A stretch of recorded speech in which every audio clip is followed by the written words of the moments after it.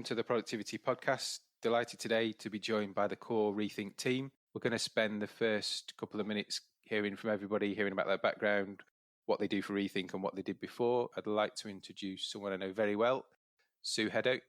Good morning. Morning. Do you want to give a quick introduction, Sue, and some background of what you do at ReThink and what you did before? Obviously, as co-founder with you, been at ReThink since the start. Worked in retail for forever, starting when I was a Saturday girl at 14-year-old in a kind of hardware store. And since then, I've been qualified as a pharmacist and worked as a pharmacist for many years. Worked at Boots for a long time, doing various field management roles, was also head of productivity. So I've had quite a few different periods in my life when I've been heading up productivity teams essentially, as well as delivering operations in the operation too. Brilliant. Thank you. I'd like to introduce our first employee number one, Oliver Lee. Welcome, Oliver. Good morning. Thank you for having me. No, you're welcome. Good to catch up. So do you want to give the listeners a quick overview of what you do at ReThink, how long you've been here and what you did before? I've been at ReThink for 2 years this summer now. Before I was at ReThink, I came through a sports background. I worked as a sports coach for a local company in Shrewsbury in Shropshire. But I decided after a couple of years in there, I wanted to take on more of a new challenge, something I could really get behind. Came across ReThink and the consultancy, and it really inspired me because I was always somebody who wanted to make change. So since I've been at ReThink, I've worked predominantly in data capture, working with various different clients all over the world in Europe, as well as I've also been looking after ReThink's ReTime, which is our data capture app, which I'm sure we're going to talk about further on and maybe in other podcasts. Yep. So yeah, we'll talk about ReTime, I'm sure, at points in this podcast, but we'll do one specifically for people that are interested over the next few weeks. Thanks, Ollie. So we'll move to Ed. Morning, Ed.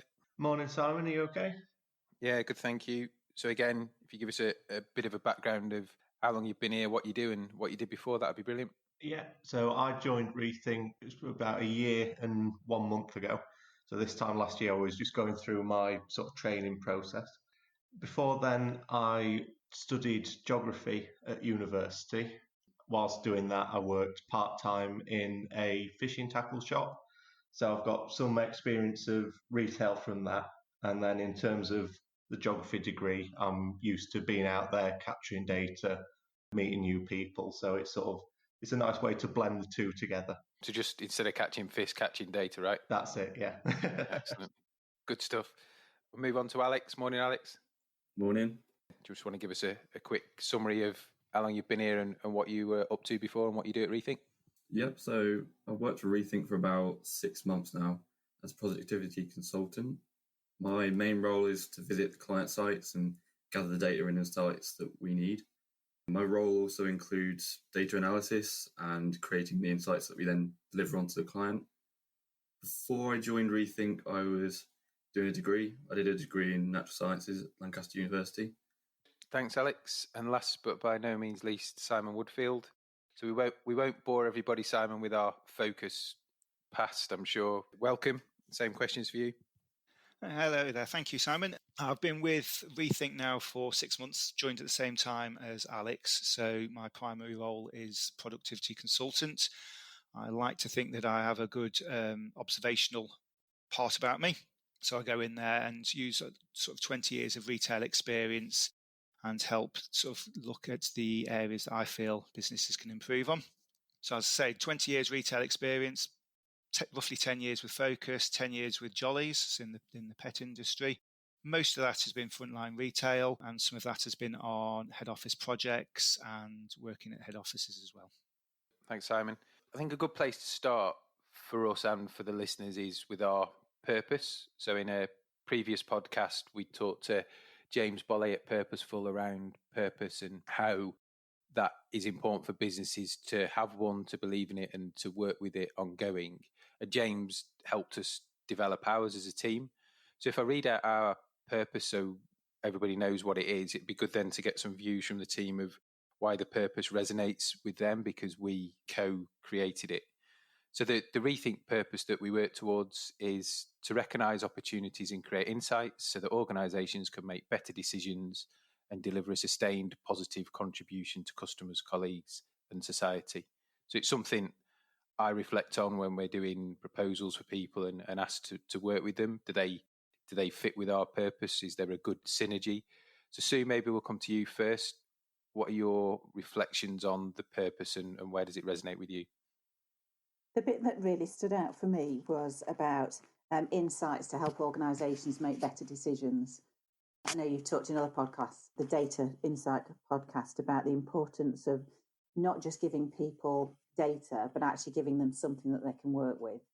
And I think we pride ourselves in giving people data that's action orientated that they can do something with.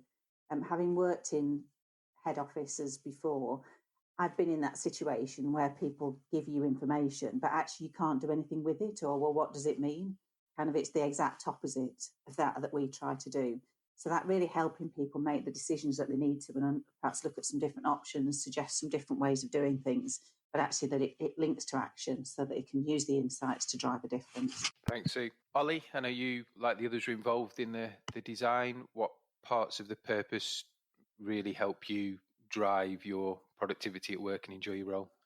When we created the purpose together, there was a big contribution from everybody, but the bit that really stands out to me and the way I see work and the world in a greater view is more the sustained positive contribution to customers, colleagues, and society.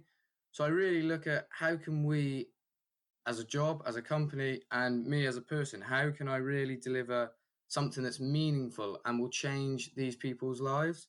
Because when we're in workplaces and we see lots of different things, we see processes, we see a range of things, and we see people really frustrated, and we see people who are fed up at work. And I always think, how can we improve that? Is there a way we can make people happy going to work again? And for me, that's a real driving force for me of every day I get up, can I make an improvement on someone else's life? So that part for me is a really big aspect for in the purpose. Love that. Nice to hear those words in terms of how passionate you are about it. Ed?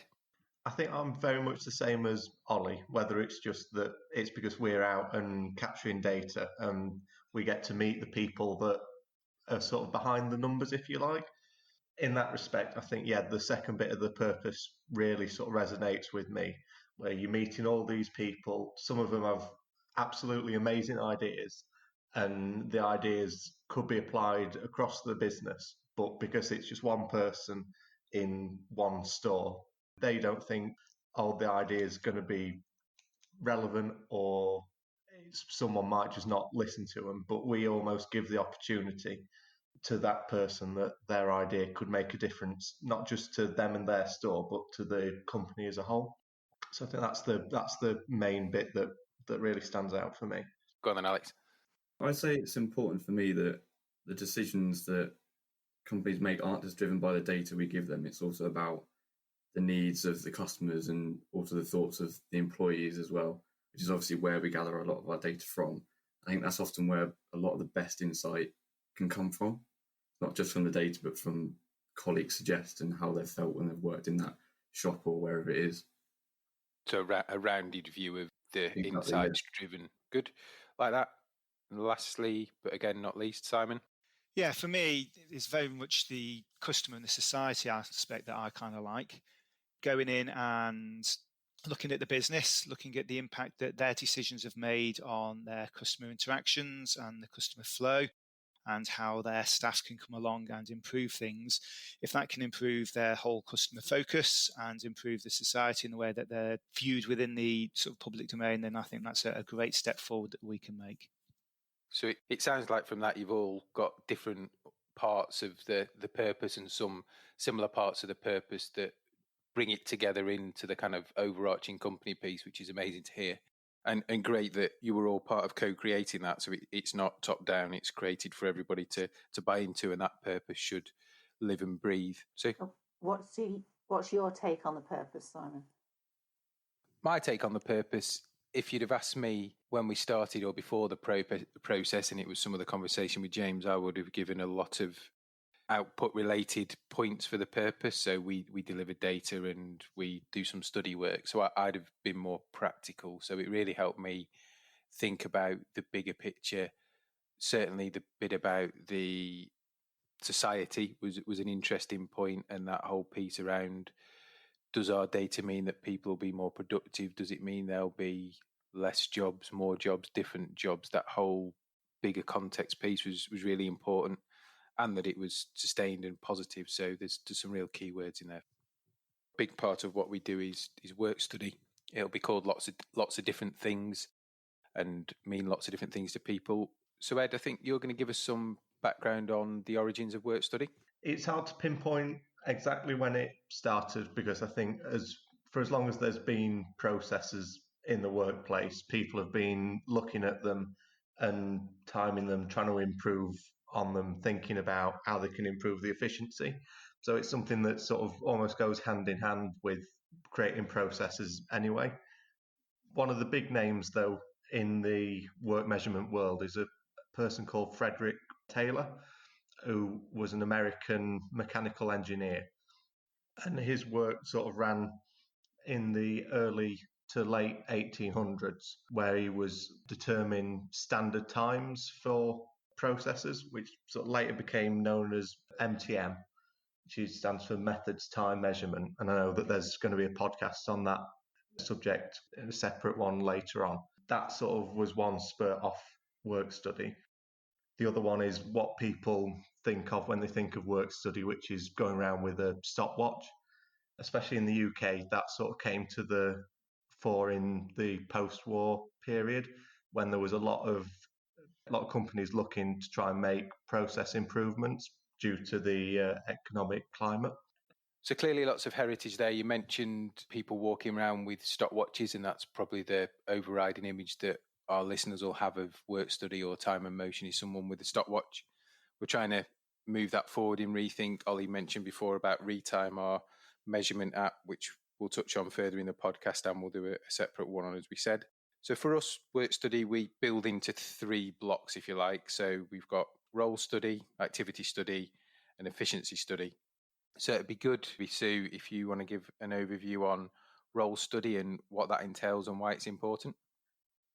Yeah, role study is where we follow not people performing nominated roles for a whole shift, mapping down what they're doing at that time, how long things take, so that we can then categorise the time.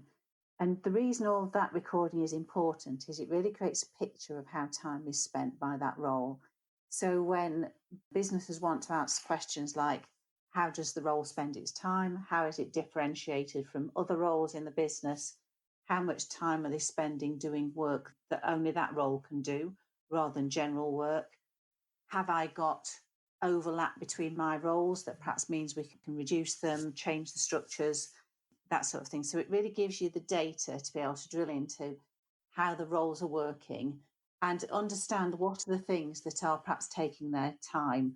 So it could be things like how much time are they spending on email or internal calls or internal meetings.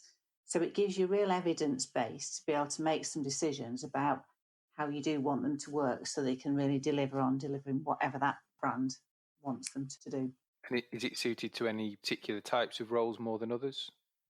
It's often applied to either where there's managerial roles and to look at the different management roles within a hierarchy. So, for example, we've looked in a call centre where there was a call centre manager, team leaders, and then they put in some assistant team manager roles as a sort of experiment, and the data helped them understand did they need those roles or not. So they work really well where you're looking at different managers. They're also good for specialist roles within an organisation. So again, to help understand how much their time are they spending on that specialisation versus on other things, and are there other ways to get that specialist knowledge used. But it can actually be used on anything. And part of the discussions we have people at the start of a project is, well, is it a particular role you're wanting to look at? Is it an overall feel for the team? So it very much depends on what the client's goals and objectives are, which we'd recommend. Brilliant. Has anybody got any anecdotes you'd like to share from doing role studies? I think a good example for us on that one, Simon, is the work we did where we actually went out with the field teams and we were able to compare how each of the different field managers, sales managers, I should say, did their roles, and there's a huge difference in how each of them interacted with the head office teams, how they interacted with regional teams, how they interacted with the customers, how they managed the time. And I'm sure that's opened up a lot of new thought processes within their business.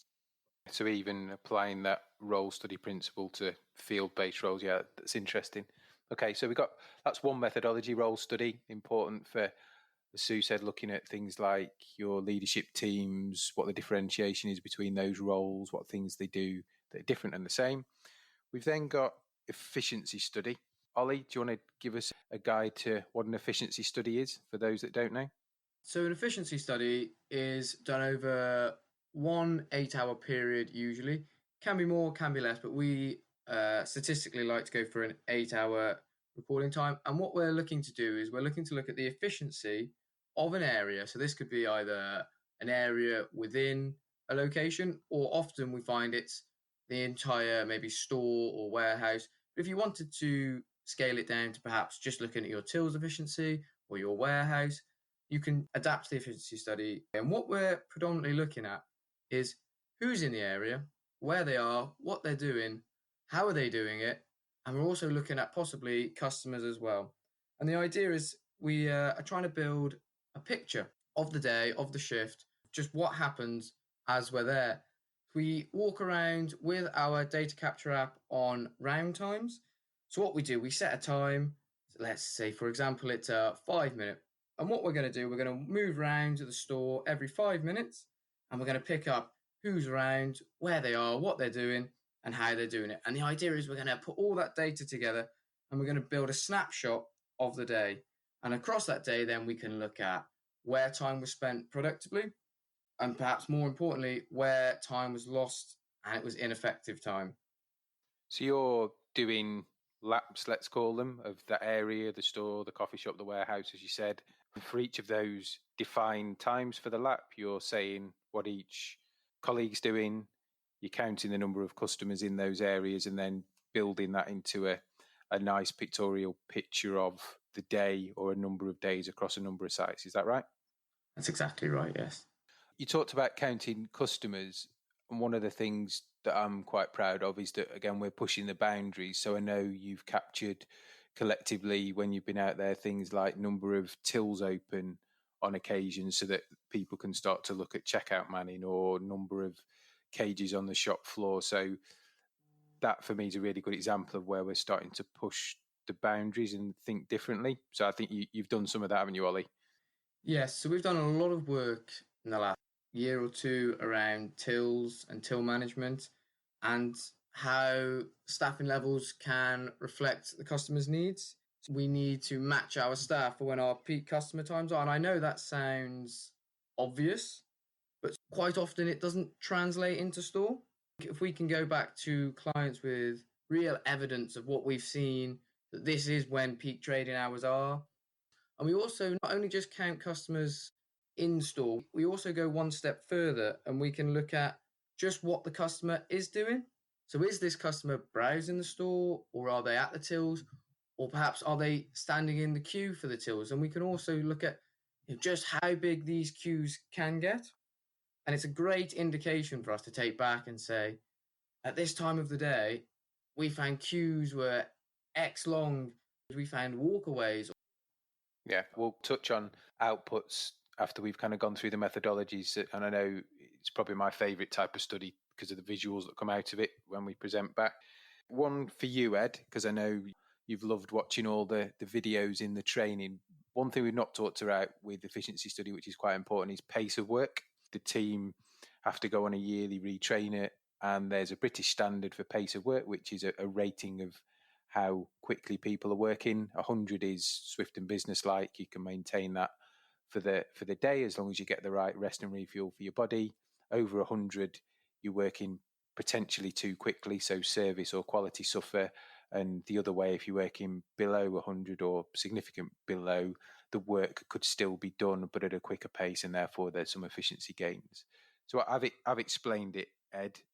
What's it like rating pace? It's one of the questions we always get asked. It's hard to say a definitive answer. On some occasions, it can be the easiest thing in the world. The ratings, they start at 50, and they go all the way up to 150, and they go up in 5 intervals. So it goes from 50, 55, 60, so on. And each of those intervals represents something like 0.25 of a mile an hour.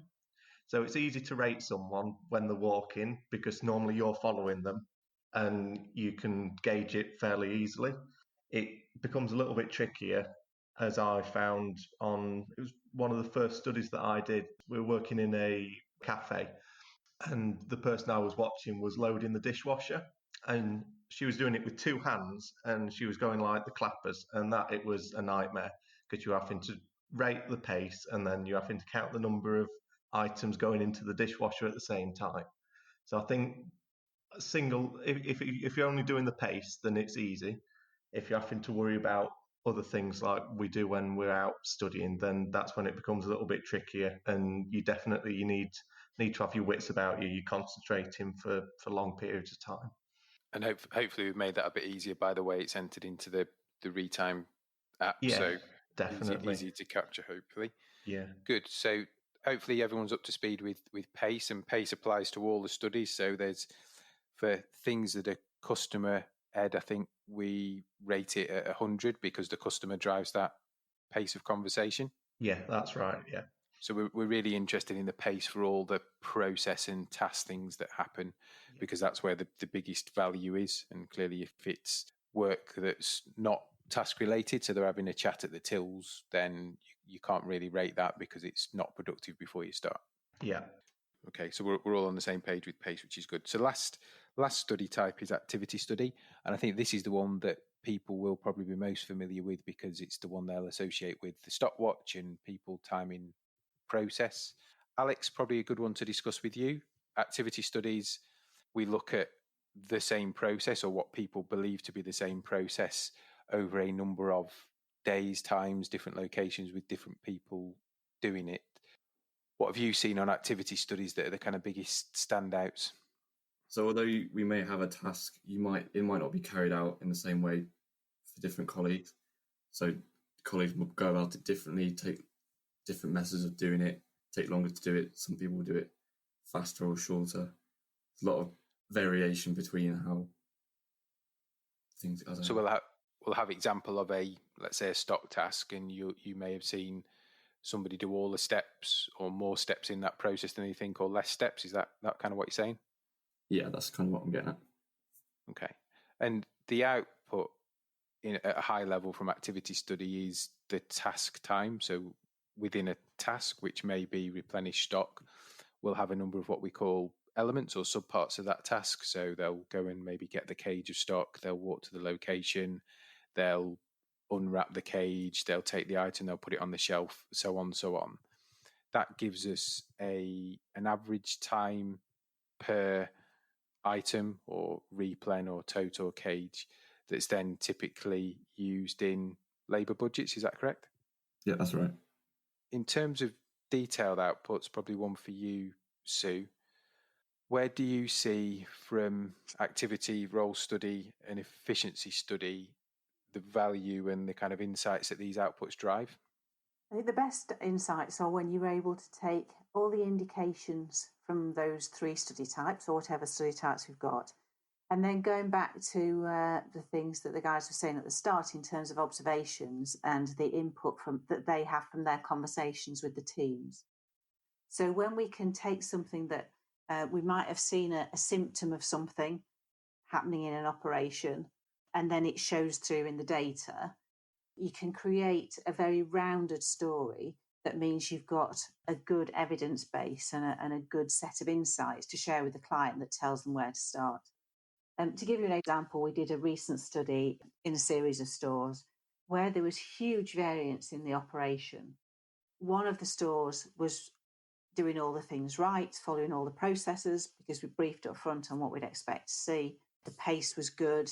Everybody was working well. The team clearly knew what they were doing, were well organised, and it was a well-oiled machine.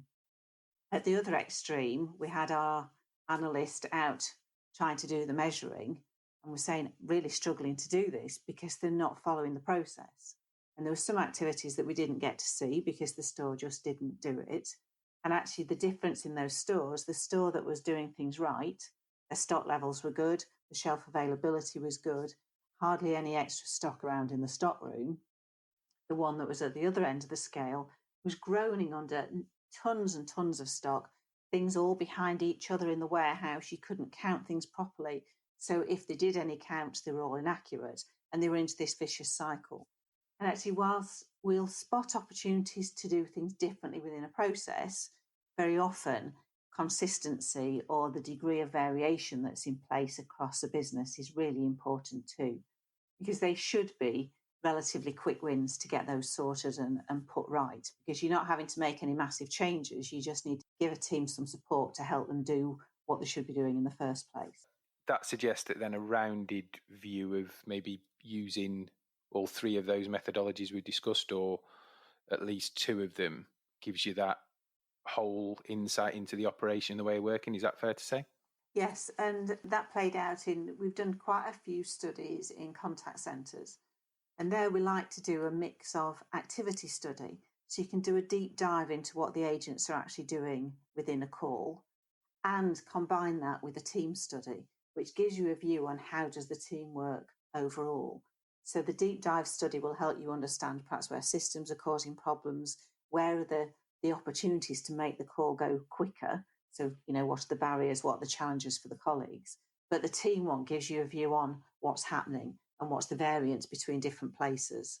So in one particular study, there was a huge variability between teams. So one team was really busy, the other one had got huge amounts of downtime. So the answer is they're now upskilling some people, so they're cross-training them, so they've got a more flexible resource. So it gives better results for the customers, better results for the business. And actually, it's not much fun as a colleague if you're either flat out or underoccupied. So that goes for that classic win-win that we'd always want to get to. So Ed and Alex, you do a lot of the data insight analysis for us. How do you kind of see the story start to create when you look at the data? Maybe we'll come to you first, Ed. The first sort of contact that I have with the data after I've been out studying, you get a bit of a picture of all of the different stores or warehouses or all the different locations that you're looking at. But it's not until you get the entirety of the data together that you can really start to build up a picture. So it might be that it takes one place X amount of time to stock a shelf, and then you look at the place just down the road and it's taking them Y amount of time. And it's sort of interesting then to go back into the data and look and say, well, why is this taking longer? Why is this one quicker? How could we make it a more uniform process across the entirety of the company? Another thing that the apps do really well is they allow you to have notes next to each of the observations. So you get a lot of first-hand accounts almost from the analyst that's there, explaining why something's taking a long time, or saying this is a really good way of doing things. We should be doing it across the entire company. Sometimes you get supported with a photo as well. Yeah, we've got photos as well.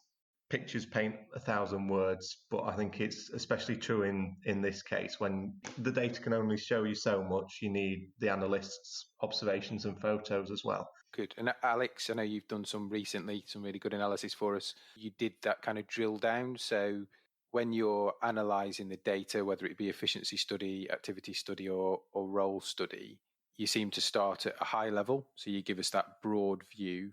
And then what kind of levels do you go down to from kind of maybe week? Where would you go then in an efficiency study? So when I start analysing the data, you can already start picking out patterns just from the raw data. But then I'll summarise it in charts that are more at a high level. So yeah, looking at the store or looking at a day of the week or something like that. But then we'll go further down, start deep diving into certain tasks or certain types of tasks or times of the day, days of the week. Per store, that kind of thing. And then we can really start looking at actually getting really specific insights and start comparing variables and making charts that when you really start getting the interesting insight jumping out at you. So that's where the story starts, really. Yes, so that's where the story starts coming together. And I think, Sue, you take quite a big lead in that work as well, of reviewing the data with the teams and helping funnel the direction of the deep dive and the story? Yeah, it's always really interesting when we start to see the data come back, and we'll have some initial charts that we'll do that then start to point to things that we'd want to look at a bit more to give that deeper insight. In most organisations, there is an activity that becomes the filler task. So when people don't want to just do nothing, it's something that they do to fill time. Sometimes that can be things like stock activity, it can be cleaning, it can be general tidying. The trademarks of it is it starts to happen at a lower pace. There'll be some organisations where there's actually spare time, but it's hidden in people looking busy. But when you dig into the data, you can see that it isn't. And being able to drill down to spot what that is, being drilled down into exactly when it happens, and then you can combine that with perhaps customer flow data to be able to show where are the opportunities, where there's some spare capacity. And one client we were able to do that for, they had a service proposition that they wanted to put into their stores, and they got it in some stores and not all. And actually they realised that there was a huge amount of stock activity that was there just to fill the time, which meant that they'd got the spare capacity to put in this service proposition that previously they felt it was just taking too much time. But actually it's a valuable service to the communities that they're looking to bring in. So that's a real benefit. We see that a lot, which is good. And I think one of the supporting things which backs up some of that scientific data that we talked about before, probably one for you, Simon Woodfield, is what we call anecdotal. So Ed touched on that we can take photos and put notes in the ReTime app, but that comes together really in a bunch of notes and pictures. You're really good at catching anecdotals based on your history in certainly retail and leadership roles. How do you go about that process when you're studying? What I generally do is I will stand back, watch the teams for a little while, make sort of observations as to what they're doing. My favourite question is why. So I'll always ask them, why are they doing this? Why are they doing that? A recent study that we had showed that one store took about an hour to do their banking processes, whereas another store did it in about 15 minutes. And when I started to ask the question why, it turned out that the store taking an hour and a half was adding about 3 or 4 processes on that the company had got rid of about 3 or 4 years ago, but they just decided to carry it on. There was instant saving there on some time. So by asking that question why, it opens up a whole series of other questions. The way I tend to do it is make the notes in the app, take the photos, and then that will give people like Ed and Alex and Sue a good steer as to where they can go with regard to the sort of the deep diving and further investigation. Do you ever get colleagues coming up to you on study and saying, oh, well, I just need to tell you this, or I've no idea why we still do that? Absolutely, yeah. Colleague feedback is absolute paramount to the whole study process. It's crucial, really. Again, it opens up the question why. You can go on from there and look at what they're doing. The colleagues quite often have some very simple but very productive ideas there.